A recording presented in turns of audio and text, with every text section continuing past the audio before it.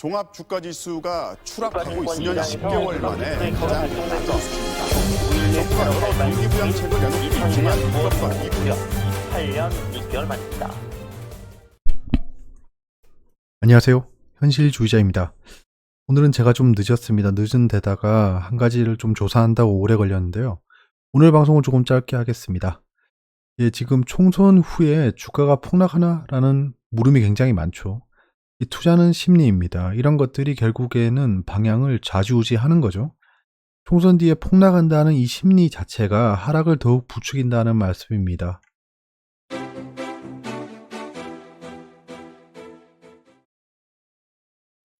자, 오늘도 댓글로 시작을 해볼 텐데요. 댓글에서 어떤 분이 여쭤보셨습니다. YSPP님이신데요. 보통 역사적으로 대선 총선 이후에 증시는 상승했나요? 라고 여쭤보시더라고요. 그러면 이거를 또 제가 조사해봐야 되는 게 제 의무죠. 여러 가지 댓글이 많아요. 그 댓글들에 대해서 제가 다 조사를 할 건데요. 오늘은 제가 시간이 부족해서 일단 제일 먼저 본 댓글 이것부터 시작을 하겠습니다. 자, 진짜 이 한 장표 뽑아낸다고 조사할 게 너무 많아요. 자, 대선 총선 지방선거에 따른 코스피 변동률입니다. 자, 파란색, 이 약간 남색 박스가 총선이고요. 하늘색 박스가 대선, 그리고 초록색 동그라미가 지방선거입니다. 한번 보세요. 일단 결론부터 말씀드리면 선거라는 큰 이벤트 후에 하락 확률이 73%입니다. 그리고 제 커서가 안 보인다고 해서 어디 인터넷에서 뒤져보니까 이런 프로그램이 있더라고요. 이제 좀 보일 것 같습니다. 자, 이 회색 음령은 외국인 비중입니다. 외국인 비중도 같이 보시고요. 코스피 지수가 빨간색, 그 다음에 삼성전자 주가가 파란색입니다. 자, 일단은 총선부터 볼까요? 총선부터 보면 16대 총선이 4월 13일에 있었는데 그 뒤에 하락했습니다. 하락했어요. 자, 그리고 17대 총선을 보시면 놀랍게도 총선 이후에 하락했습니다. 하락폭이 그리 길진 않았지만 장기적으로 봤을 때 상승했죠. 하지만 하락했습니다. 하락했고, 자, 18대 총선입니다. 18대 총선 이후에도 잠깐 상승하더니 하락했습니다. 이거는 총선의 영향이라고 보긴 좀 어렵지만 일단은 이벤트랑 연관을 지었을 때는 하락했습니다. 자, 19대 총선 놀랍게도 하락했습니다. 그 뒤에 박스권, 지독한 박스피가 오랫동안 이어졌죠. 20대 총선입니다. 그 이후에 상승했습니다. 박스피를 뚫었죠. 자, 대선을 보실까요? 16대 대선입니다. 자, 16대 대선 이후에 하락했습니다. 17대 대선 이후에 폭락했습니다. 폭락했습니다. 그 뒤에 또 개폭락했죠. 18대 대선 하락했습니다. 박스피였죠. 19대 대선 이후에 그 코스피의 최고점을 찍었습니다. 일단은 그래요. 자, 지방선거도 큰 이벤트죠. 자, 이때 지방선거 하락했습니다. 그 다음 지방선거 하락했습니다. 그 다음 지방선거 폭락했습니다. 그 다음 지방선거 떡상했습니다. 그 다음 지방선거 상승했습니다. 그 다음 지방선거 폭락했습니다. 자, 일단은 이벤트 이후에 이렇게 움직였습니다. 이 확률 자체가 73%입니다. 그러니까 15분의 11이죠. 낮은 확률이 아닙니다. 일단은 선거 이후에 하락을 해왔다. 이렇게 되면 선거 전에 여러 가지의 모멘텀이 존재했다는 거겠죠. 그러니까 정책적인 모멘텀도 있을 거고 선거 전에 무언가 정치권에서 움직임이 컸다는 겁니다. 그래서 뭐 어쩔 수 없습니다. 확률상 총선 이후에 선거 이후에 떨어질 확률이 높다라는 겁니다. 더군다나 총선만 봤을 때는 한 번, 두 번, 세 번, 네 번, 다섯 번, 5분의 4, 80% 확률로 하락했습니다. 이렇습니다. 제가 이거 하나 보여드리려고 진짜 개고생했네요. 자, 지금 보시면 이제 정치 테마주의 빅 이벤트별 움직임을 한번 다시 가져와 봤습니다. 제가 예전에 조사했던 건데요. 이건 제가 정치 테마주, 정치 인맥 테마주라는 영상에 그 설명하는 내용이에요. 그걸 보시면, 이 움직임에 대해서 좀 자세히 설명을 해놨습니다. 이것도 보면 재밌어요. 제가 예전에 총선 테마주에 대해서 공부를 되게 많이 했거든요. 그때 자료 중에 하나입니다. 보시면, 선거 6개월 전 움직임, 뭐 총선 6개월 전 움직임, 이런 것들 보이죠. 6개월 전에 이렇게 올랐다. 뭐 이런 거죠. 총선 이후에도 올랐다. 그러니까 이번에 총선이니까 잘 보세요. 총선 6개월 전에 움직임입니다. 오르고 총선 때 이렇게 떡상했다가 하락. 그러니까 정치 테마주는 총선 이벤트 전후로 굉장히 움직임이 크다라는 겁니다. 총선이 끝나면 대선이 나오죠. 대선 때 날려버린다 이거죠. 그러니까 이 테스트 파동이란 겁니다. 아, 여기서 매물대를 가지고 오자. 아, 지금 이거 설명하는 자료는 아니지. 아무튼 예, 영상 한번 보세요. 예, 그리고 정권별로 부동산이나 주식이 어떻게 움직였는지에 대한 자료입니다. 이것도 제가 만든 거고요. 보시면 뭐, 예, 대충 아시겠죠? 정권별로 어떻게 움직이는지, 부동산이나 주식이, 이런 것들도 한번 참고해 보시면 좋을 것 같아요. 그럼 앞으로의 움직임이, 아, 과거에 따르면 이렇게 움직일 것 같다라는 좀 잠정적인 결론을 날 수 있겠죠. 자, 경계를 극대화해야 됩니다. 지금, 선거 이벤트 이후에 하락할 확률이 73%예요. 굉장히 높아요. 확률로 따지면 굉장히 위험한 순간이긴 합니다. 더군다나 지금 단기 상승에 대한 피로도가 누적되고 있습니다. 그래서 지수가 상승할수록 폭락론자가 득세할 거예요. 인버스를 계속 사겠죠. 하락할수록 상승론자가 득세합니다. 오늘 장도 굉장히 하락폭이 좀 컸습니다. 예, 이것도 다시 한번 상기해 보세요. 신규 개인 투자자들이 주식에 대해 알아가고 있습니다. 코스닥 종목들이 굉장히 많이 오르네. 오늘 그런 비슷한 기사 하나 났죠. 오늘 제가 시간이 좀 있었으면 기사들을 좀 팩트 체크를 해보는 시간을 가질 텐데 제가 시간이 좀 부족하네요. 오늘은 죄송합니다.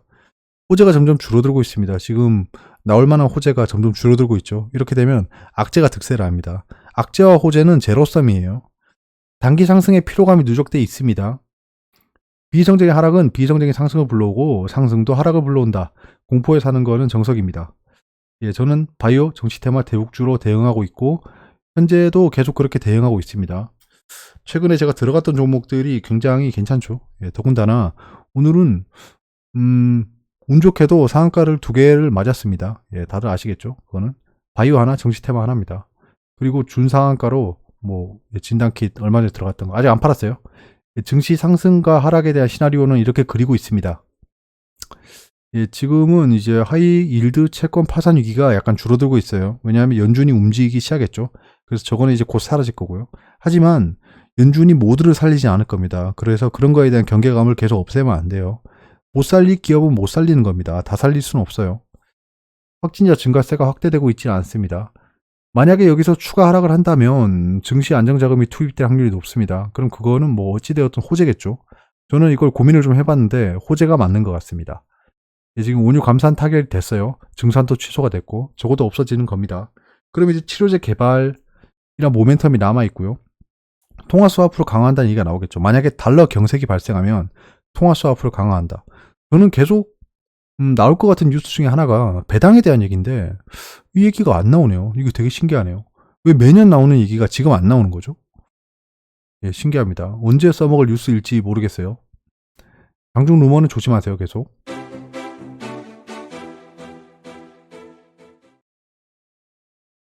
네, 외신입니다. 외신도 별게 없습니다. 지금 하락하고 있으니까 하락에 대한 뉴스가 나오고 있는데요. 월스트리트이 슬라이드하고 있다. 투자자들이 지금 아주 그냥 꾀죄죄한 그 실적 때문에 하락하고 있답니다. 지금 뭐 JP 모건부터 시작해서 뱅크 오브 아메리카 완전 그냥 폭락 중이죠. 이게 painful quarterly earning이라는 겁니다. 그러니까 이거는 조금 어폐가 있어요. 왜냐하면 1분기 실적은 안 좋을 거라고 다 알고 있었습니다. 근데 생각보다 더 안 좋더라라고 언론에 뿌리고 있는 거죠. 약간 그런 거에 대해서 생각해 볼 필요는 있다는 겁니다. 우리가 알고 있던 뉴스가 나왔는데 또 충격이 있다. 예, 이거는 어쩔 수 없는 거예요. 우리도 예상했잖아요. 자, 그 다음에 나의 결정이다. 그 리오프라는 거는 이래 트럼프 대통령이 얘기했는데 법적인 전문가들이 지금 가타부타 하고 있다는 겁니다. 저 말이 맞네 틀리네.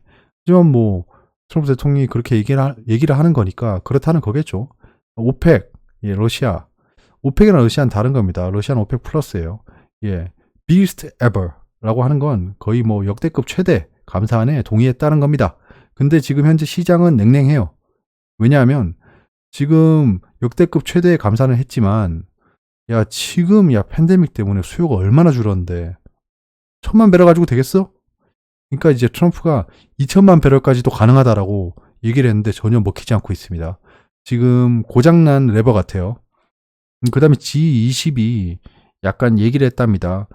조금 빚에 쪼들리는 그 신흥국, 푸어 컨트리, 푸어러 컨트리라고 하면 좀 그런데요. 예.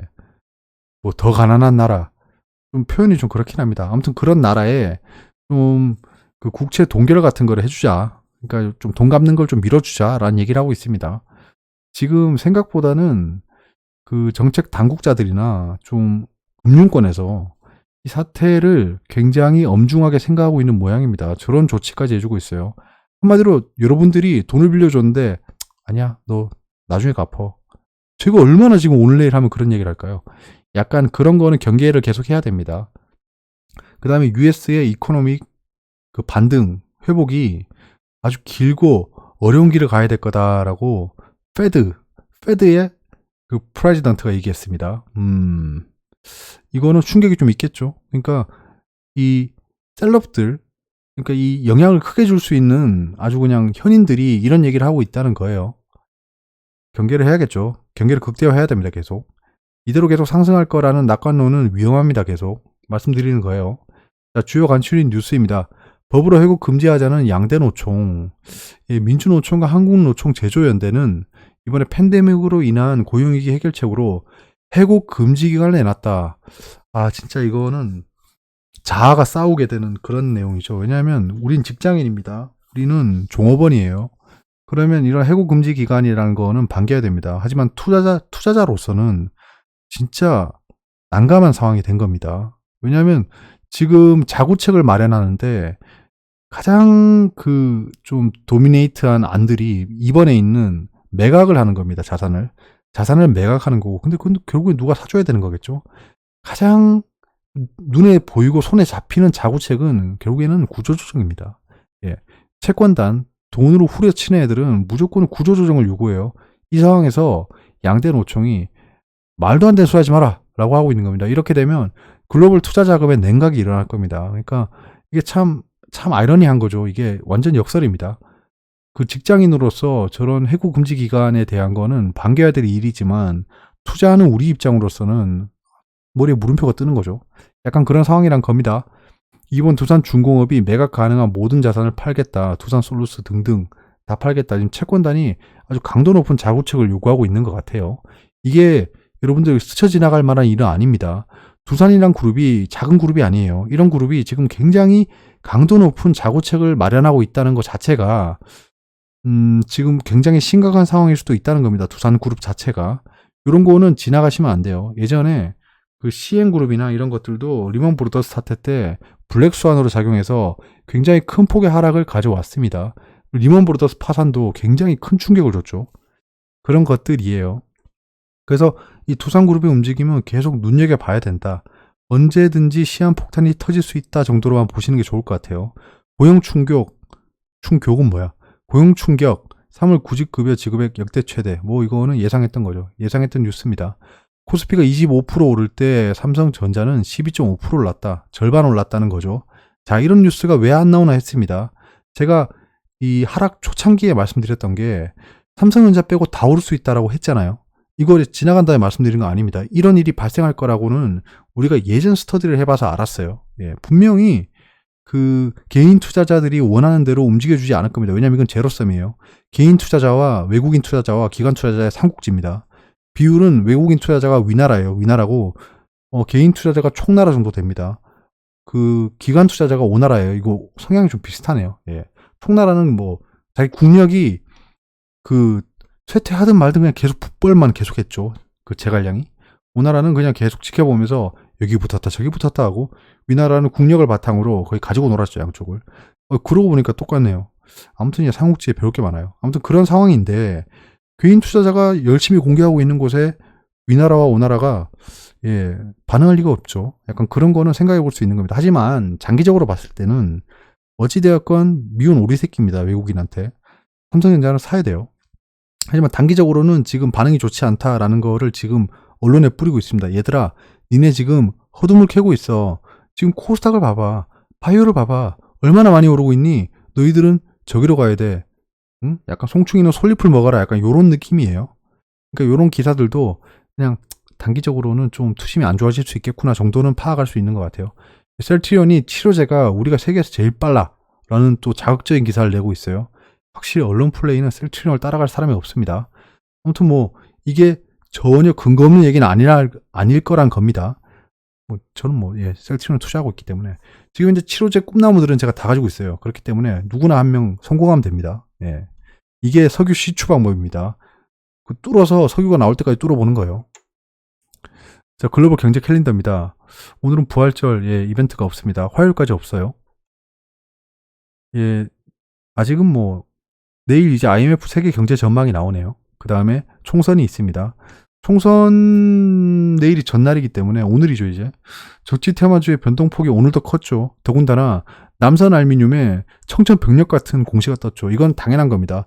여러분들 지금 진단 키트를 투자하고 계신 분들도 있을 겁니다. 진단 키트 뭐 수젠텍, 시젠, 뭐 랩지노믹스, EDGC 이런 거 많죠. 얘들 제일 조심해야 될 타이밍이 언제냐면 최대 주주 매도. 그 다음에 주요 관계자 매도 공시가 진짜 엄청난 폭락을 가져올 겁니다. 테마주의 끝은 항상 끝을 알리는 시작은 대주주 매도, 그 다음에 주요 관계인들 변동사항 이런 것들이었어요. 그런 걸 조심하세요. 남선 알미늄이 진짜 그런 매도 소식이 떴습니다. 진짜 청천벽력이죠. 오늘 정치 테마주가 다 안 좋았어요. 한 두 종목 빼고. 블록체인 관계기관 간담회 뭐 이런 것들이 있습니다. 잘 보시고요.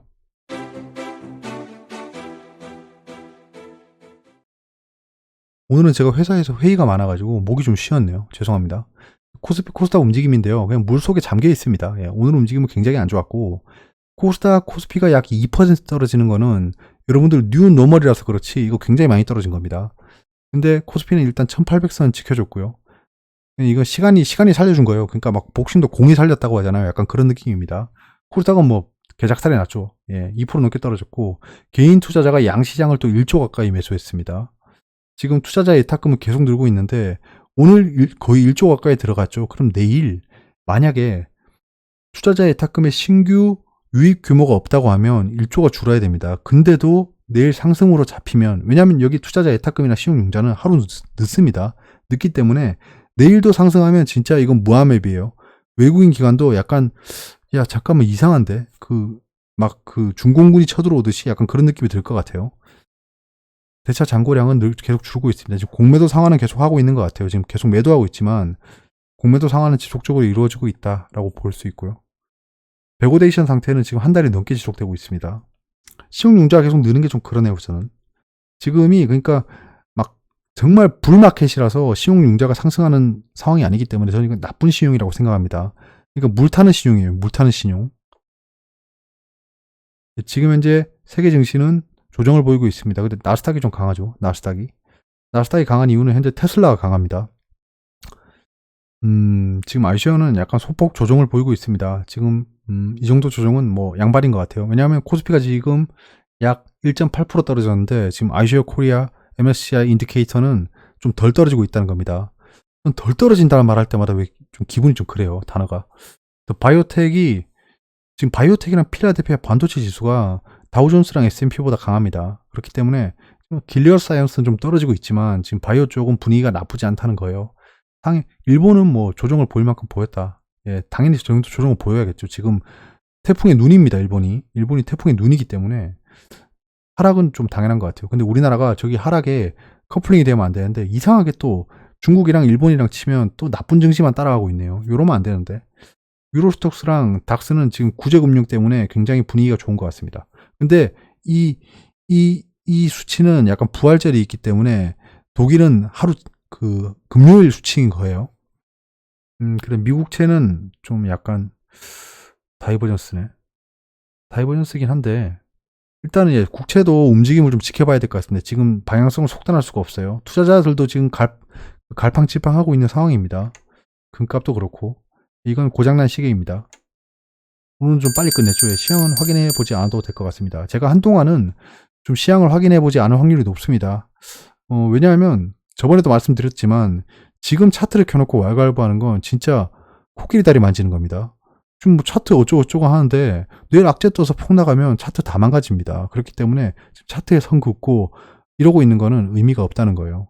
진짜 스스로의 함정에 빠질 수가 있습니다. 괜히 막 손절도 안 하게 돼요. 그러니까 시황을 잘 따라가야 된다는 겁니다. 저는 시황에 따라서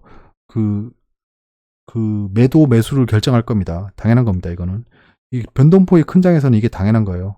대신 뭐 안정적인 기술적 분석이 통하는 장에서는 당연히 차트를 보면서 사람들의 손절 심리를 파악하는 게 맞습니다.